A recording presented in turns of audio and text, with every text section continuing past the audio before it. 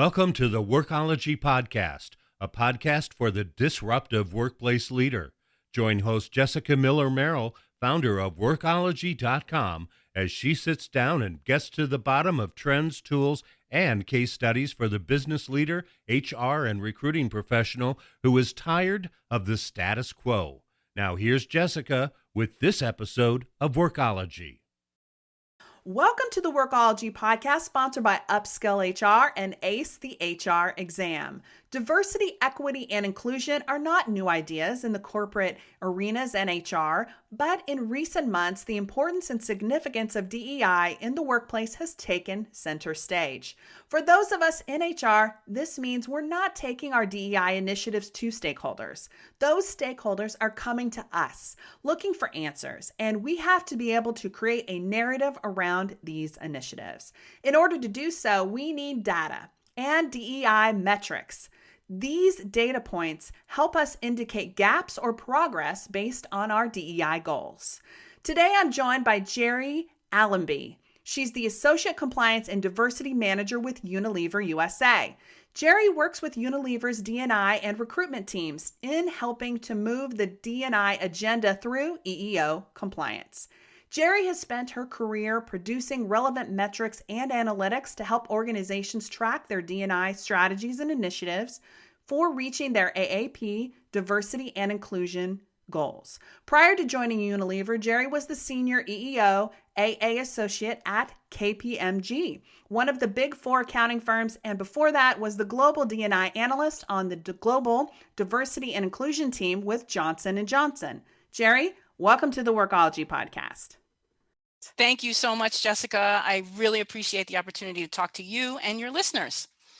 Let's start with some background. I don't know if I have ever met anybody that has said when they were a kid, hey, I want to work in HR metrics or analytics. But you have spent more than 15 years working in diversity and inclusion space, specifically around those metrics and analytics.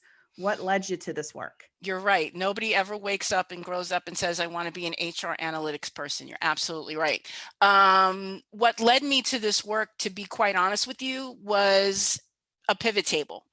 I was temping at Johnson & Johnson, and someone had asked me to sit there and see if I could produce some metrics in the, I was an admin at Johnson & Johnson in the global D&I office, and asked me if I knew how to do a pivot table, if I could help with making some metrics for them. And I said, yeah. And basically because I knew how to do a pivot table, that set me on the path to where I am right now, which is EEO affirmative action and DE&I metrics and analytics.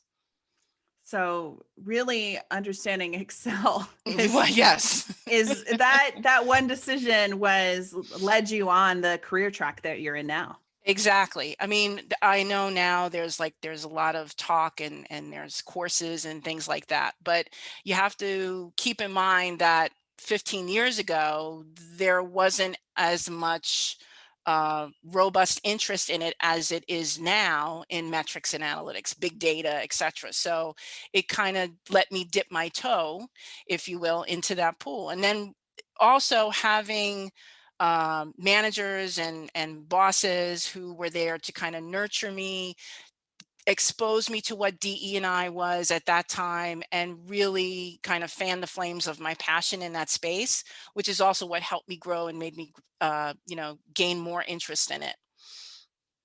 Well, before we dive into more on the metrics, I want to talk about inclusion and culture. Mm-hmm. There has been a lot of really good discussion in the HR space about allyship and that workplace culture. I wanted to ask you, what can we do as fellow employees and as human beings and allies to amplify someone else's voice? It's a great question. For me, and I'll speak from my personal experience, the first thing I do is listen. Just listen to what's being shared with me. What you have to think about is it takes a lot of courage for somebody to share their story. And by listening, that lets the other person know that it's a safe space. Second, I have to be aware of the fact that I'm not going to understand or know everything about anyone's experience.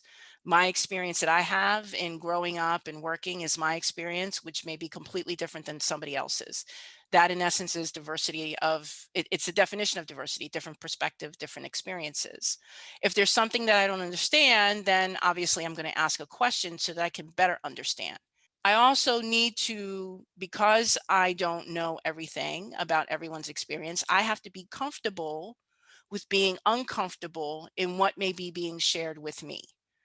And then finally, I think as an ally, I've got to take responsibility once I do understand and once I am aware of someone else's experiences or what their situation is being able to be supportive of raising my voice to those other people who may not understand that person's experience and educating them.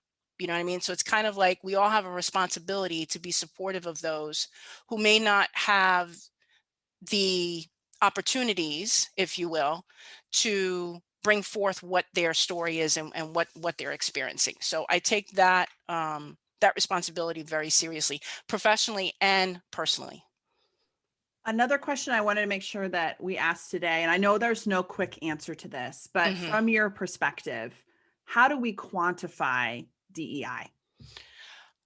Well, one of the best bosses that I ever had from one of my past slides said to me, "What gets measured gets done." And I've kind of taken that to heart. So companies and organizations need to know where they currently are before they can decide where they want to go. And where they are currently may not be a good place. This is where being comfortable with being uncomfortable kind of comes in. While DE&I is the right thing to do, presenting a business case for DE&I is smart, and sometimes leaders and leadership don't get that. In my opinion, um, you can't figure out where you want to go unless you know where you are and accept that where you are may not be a good place. I mean, I think that's the struggle with folks who are DE&I practitioners and EEO practitioners, is that we understand and we know what the reality of the organization is. It's trying to make sure that leadership understands the reality of where the organization is. So a good way to get leadership on board with DE&I. I mean, it's the right thing to do, but sometimes there's a struggle with leadership to really get them to commit. Is tying executive compensation to DE&I goal attainment. DE&I needs to be a top-down approach, right? The leadership needs to be on board with it, and it needs to cascade down. If we go back to what I said earlier, which with what gets measured gets done, tracking your representation, your hires, your terms, your promos by race, ethnicity, gender, and tying that to executive comp is to me the best way to quantify it. What do you recommend to HR leaders, especially those of us who are working for maybe a smaller mid-sized company, as a starting point to begin to collect and parse data around DEI? That's a great question. So again, going back to, you got to know where you are before you can decide where you want to go. The best place to do that is an employee survey. That I think is the best place to start to determine what your workforce looks like. And the employee survey revolves around you could ask an employee voluntarily now, what's your race, your ethnicity, your gender, your disability status, your veteran status, etc. In my past lives, I did the employee survey around annual benefits enrollment time, just so that employees would understand that when you're enrolling in your benefits, it's also a good time to sit there and look at what your profile looks like in your HRIS system. An email would go out from the CEO saying something like, "Hey, it's annual benefits enrollment time. While you're in your profile, why don't you go in and just take a look and make sure all of your information is correct?" And then what I would do once that email would go out, and we know because annual benefits enrollment time is typically the same time frame every year. I take a snapshot before that date, the cutoff date, and then I take a snapshot after, so I can compare to see if there was any increases, decreases, etc., like that. So that's a good place to start in determining where an organization is. Let's take a reset. This is Jessica Miller Merrill, and you are listening to the Workology podcast sponsored by Upskill HR and ACE the HR exam. Today, I am talking with Gerri Allamby. She's the Associate Compliance and Diversity Manager with Unilever. We're talking about DEI metrics and scorecards. Personal and professional development is essential for successful HR leaders. Join Upskill HR to access live training, community, and over 100 on-demand courses for the dynamic leader. HR research credits available. Visit upskillhr.com for more. As you're talking and we're talking about metrics and how to get started, I think one of the challenges, regardless of the size of the organization for executives, is they don't want to know about DEI or any HR metrics because being ignorant is, you don't have to take any action because you are unaware and therefore you don't have that information to make decisions. So I feel like what you're proposing, that is a good step, but most executives kind of want to live, a lot of them anyways. I know I do too sometimes. Like, I would rather live in ignorance because it's such a happy place.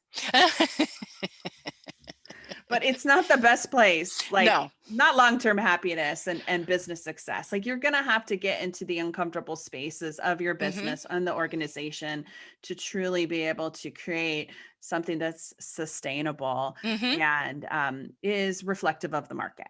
Exactly. Your consumers are diverse. Therefore, your employees have to be diverse. Therefore, your company has to be diverse if you're going to be competitive. Agreed. I just keep thinking of like a kid putting their fingers in their ears going la la la la la la, la, which is kind of how I think a lot of people think about metrics like these, because sometimes it's hard to connect them directly to a customer transaction or a sale. But unless you sit down and do the work and the research, you're not even going to see or understand that maybe customer journey or how an employee's role impacts that. Absolutely. And that's why when you make your business case for diversity, you need to pull in statistics like what is the consumer spend of people with disabilities? What is the consumer spend of women? What is the consumer spend of Black, Hispanic, and Asian consumers? When you see it's in the billions of dollars, that's money that organizations are leaving on the table if they don't sit there and take a look at what their workforce looks like in order to reflect those voices. You know what I mean? So again, what gets measured gets done. How do you become a good ally in sitting there and amplifying and raising awareness? Hey, there's all this consumer spend that's out there that we're missing out on, right? And so diverse consumers have money to spend. Wouldn't we as an organization want to get some sort of stake in that? It's also good business. Yes. I mean, and again, it goes back to, for those executives that are sticking their fingers in the ears and going la la la la la la la, if your executive compensation is tied to achieving a diversity and inclusion goal, I don't think you're going to be sticking your fingers in your ears going la la la la la la la if you don't meet your goal. True. It's impacting them in their bank accounts and Right. their wallets. And if you're an executive who likes to measure success by compensation, they're going to be motivated in that way. Correct. So if you can't be motivated, if an executive can't be motivated because it's the right thing to do, okay, let's motivate you with what's hitting your pocket. I like that. Another area I wanted to make sure that we talk about is DEI analytics for the new SEC filing guidelines for public companies. I wanted to know, is this something that you're involved with in your current role? And whether you are or not, maybe if you could share some light or enlighten us a little bit on this. I know this is a new area. Yes. So in my current role, I'm not specifically involved with this. However, referring back again to my comments about tying DE&I to executive comp, I think the new SEC guidelines are commendable. They're admirable. It's a great example of what gets measured gets done. So here you have a governing body that is sitting there and saying your boards, organizations must be diverse. I think that's a great way of pushing that message out and through to corporate America. I like that. And we're going to be talking more in some other podcasts on some of the SEC requirements, what those look like from other organizations. I think this is evolving. It's really early stages. So I'm just interested as, I don't know, a student of HR. No, absolutely. I am, because again, you want your boards to be reflective of America, right? So if you don't, I think the statistic, there's only a handful of people of color who are CEOs of companies, of American companies. And why is that? What does your executive board look like? Is there diversity on your executive board? And if it's not, by having the SEC, like I said, a governing body sit there and push it out and say, thou shall do X, Y, and Z, or have X, Y, and Z on your board, I think that's a great way to start pushing that narrative through in order to change the landscape. Agreed. Mhm. Another question I wanted to make sure to ask you was, how can DEI metrics give us a qualitative as opposed to quantitative look into our DEI initiatives? For example, if we want to know, if we want to know if we have a culture in place that supports this kind of hiring. So it's a great question. So I think the first place, let's look at people with disabilities. Okay, so individuals with disabilities. The first place that I would start is, well, do you have a way for your employees with disabilities to self-identify in your system? If the answer is no, then you don't have a supporting culture, right? It's that simple. If you do, what's the percentage of the workforce of your workforce that self-identifies voluntarily that they're a person with disability? Because think about it, if I'm a person with disability, I need to feel that I'm psychologically safe in identifying that I am a person with disability in my organization. The Bureau of Labor Statistics estimates that in 2020, 17.9% of people with disabilities were employed.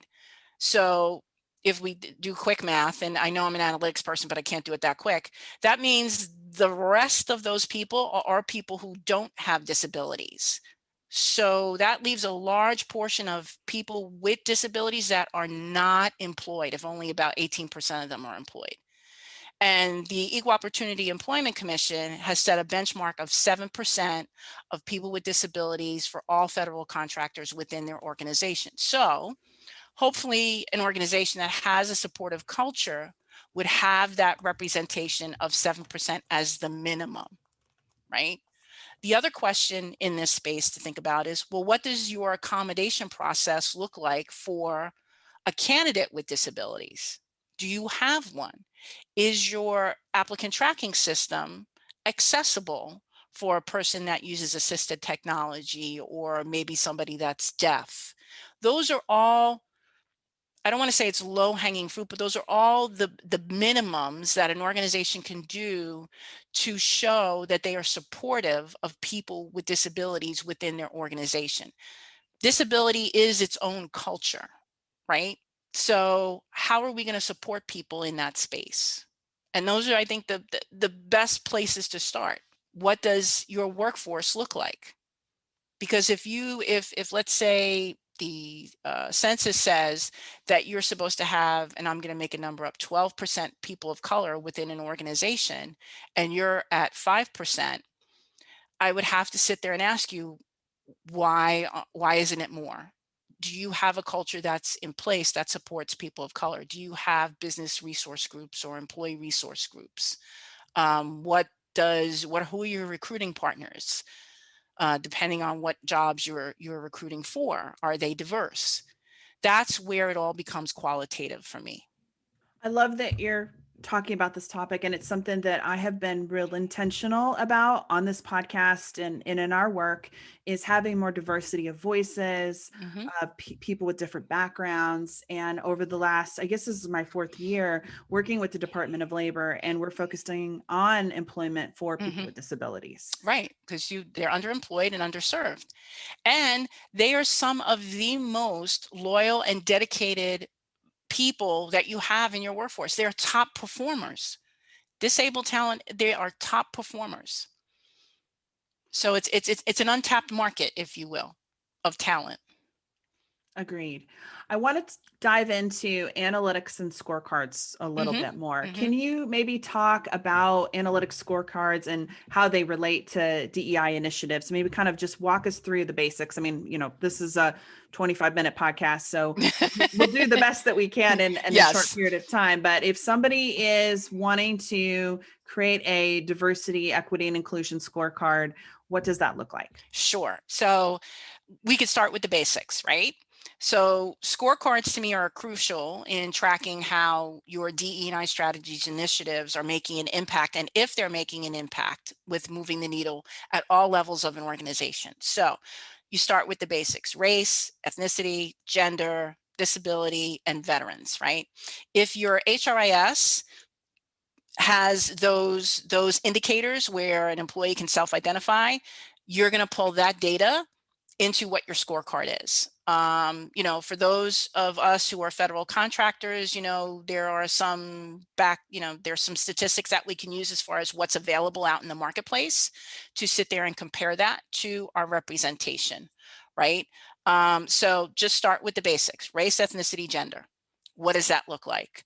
Stratify it out through your levels of your organization. Management levels, could be a function, it could be a business unit, whatever. Stratify that out. The most important thing, and I can't stress this enough about analytics and scorecards, is data integrity. That has to be the highest priority of any organization, because you're going to use that for your scorecard. So think of it this way: if there's garbage in your HRIS, there's going to be garbage in your scorecard, right? If your data isn't good, your scorecard isn't going to be good. I've worked on several scorecards throughout my career, and they basically stay the same: race, ethnicity, gender. We've been looking at individuals with disabilities. We've been looking at veterans. Now we're looking at generational.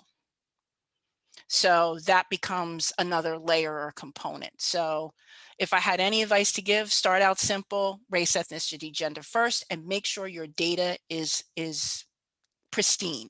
So what does that mean? Like, what does pristine data look like? Sure. So pristine data to me is everybody has a race, ethnicity, and a gender, right? There are times that, sometimes when you're onboarding folks from your ATS on the onboarding interim measure, and then they go into whatever your HRIS platform is, some of the data gets lost. So if you're running a headcount report and you have race, ethnicity, gender populated within your data fields within your report, scroll through and look: are there any blanks? Am I missing anything from anybody? Okay, maybe I have, out of, let's say, I don't know, 500 employees, I might have 3 or 4 of them that are missing a gender, maybe they're missing a race.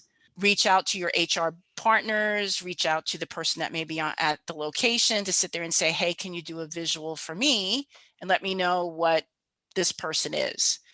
Because by federal law, you can do a visual as to what you may think that person is. And then when you find out, or that person gets back to you, work with whoever your data specialist is, or your person who's in charge of your HRIS, to sit there and update in your HRIS. Hopefully you have a visual field, what that person was visually identified as. So no blanks in any of those, at least race, ethnicity, gender wise.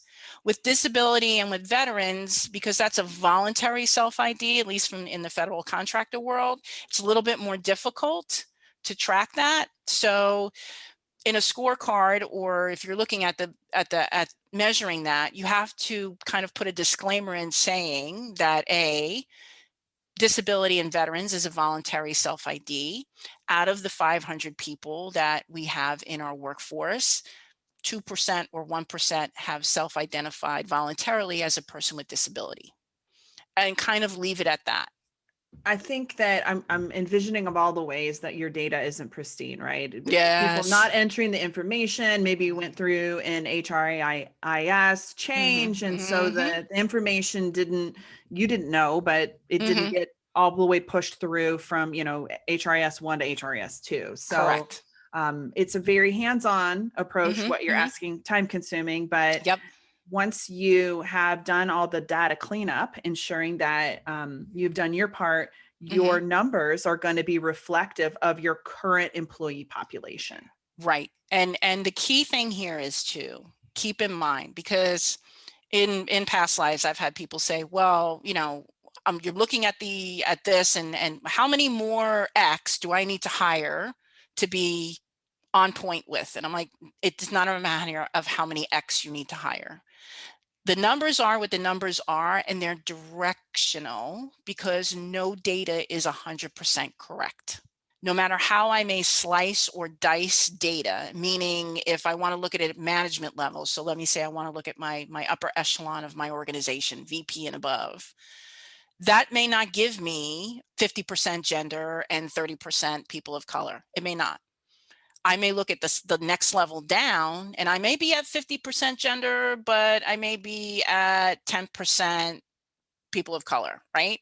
So it's not an exact science. Again, you're trying to determine where you are as closely as you can, because a lot of leaders get hung up in the numbers, missing the point as to it's directional.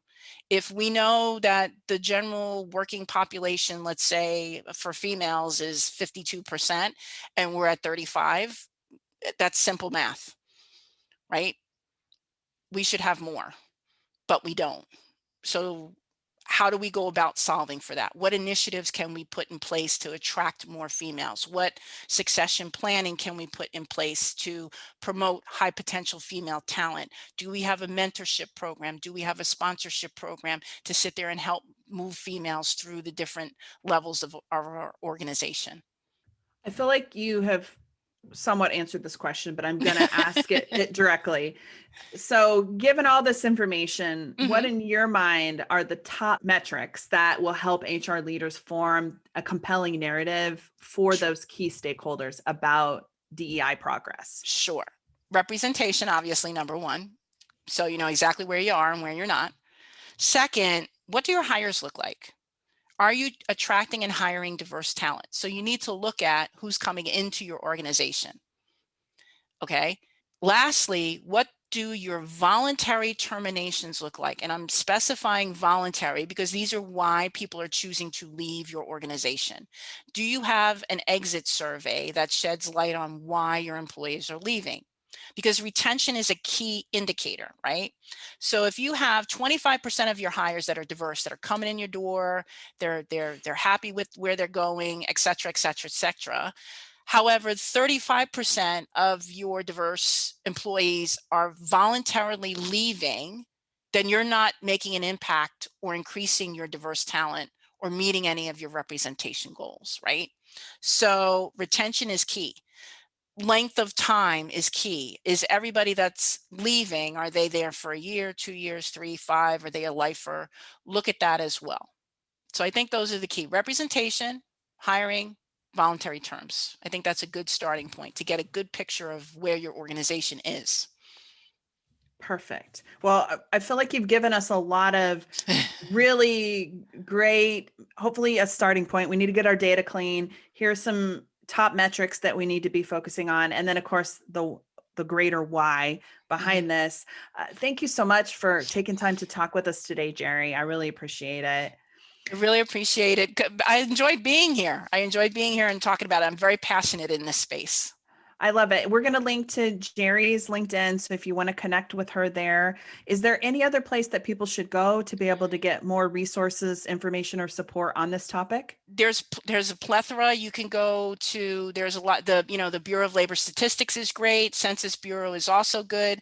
Although if they are government websites. There's diversity best practices, or you could reach out directly to me. I have, like you said, I've had a lot of experience in this space. I can help out with formulate what your scorecard should look like, or talk to anybody about what they should be measuring and how they're measuring, or answer any questions that they may have. Well, again, thank you so much for your time and helping HR get a jump start on DEI efforts, or enhance or grow their efforts for their organizations. Appreciate you. Thank you. Thank you so much. Are you loving the Workology podcast? Our Workology community reaches over 600,000 HR leaders every single month. Want to be a sponsor? Reach out to us at workology.com/advertising. We want to be able to measure our DEI efforts, but many of us aren't sure where to start. Partnering with company leaders to promote diversity and inclusion throughout the organization is a good practice, as we need leadership to be on board in order to make a cultural impact. DEI metrics and analytics can help us understand where we are now, where we need to be, or where we would like to be, and how large the gap is between those 2 points. I'm so pleased to have Gerri share her expertise on today's podcast. Thank you for joining the Workology podcast, sponsored by Upskill HR and ACE the HR exam. This podcast is for the disruptive workplace leader who's tired of the status quo. My name is Jessica Miller Merrill. Until next time, visit workology.com to listen to previous Workology podcast episodes.